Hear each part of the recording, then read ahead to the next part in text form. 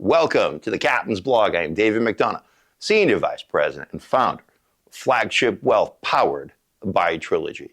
On this blog, we try to take what's unnecessarily complicated out there in Wall Street, make it understandable to you on Main Street. Post-Liberation Day, well, Monday and Tuesday of last week, two of the worst days since March of 2020.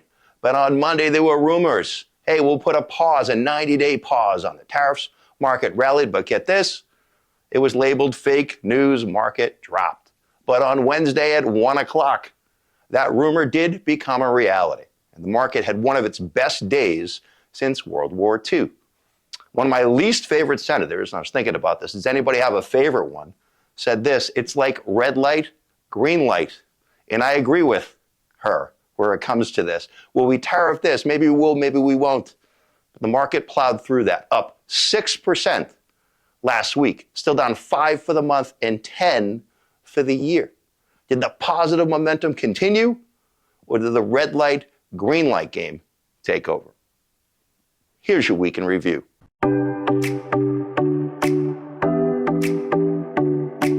Yes, the games did continue.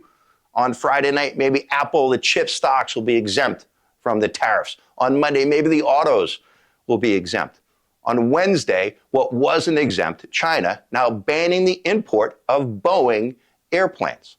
Again, the games, the playground games are continuing. Should that engender confidence in you out there in Main Street on a day-to-day basis? The answer is no.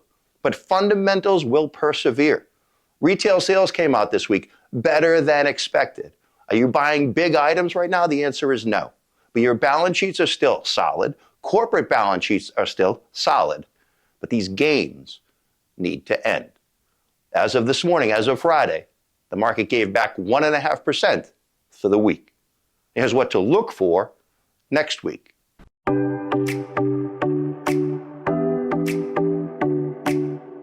The most important deal that needs to be addressed is what's going on with China.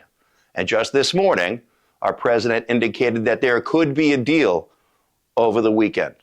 We'll see. But we also have corporate earnings when we start to get back to fundamental investing. And Thursday night, Netflix came out and beat expectations. Now, I'm not telling you to go out and buy stock or sell the stock. But what I am saying is there is a value in this market. So again, folks, stay patient. Don't act on headlines. Don't act on emotions. And you'll be better off in the long term. Now, here's your personal finance tip of the week. For the first time in history, the Dow Jones was down while the S&P 500, the broader measure of the market, was up.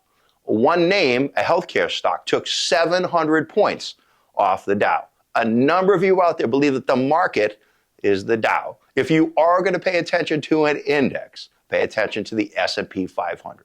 And speaking of paying attention, use this weekend as an opportunity to revisit your time horizon, your risk tolerance. And if something has changed, it is time to make those adjustments. But you out there in Flagship Nation know this: short-term money, repeat after me, does not belong in the stock market. 3-year plus money, in my opinion, there's a tremendous amount of value for those investors. So enjoy your weekend. Enjoy your Easter, your Passover. Enjoy your family this weekend. And stay away from headlines in the stock market. We'll deal with it. So thanks again for checking in. We'll see you next week on the Captain's Blog.